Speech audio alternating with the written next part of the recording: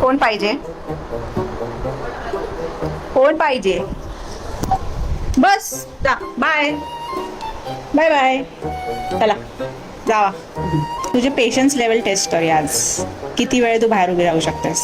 बाहेर उभी नाही जास्त. 1 2 बट नाहीतर बघ 3 रात्रीचे कधी उशिरा येतात. 4 रात्रीचे कधी उशिरा येतात. 1 वाजेला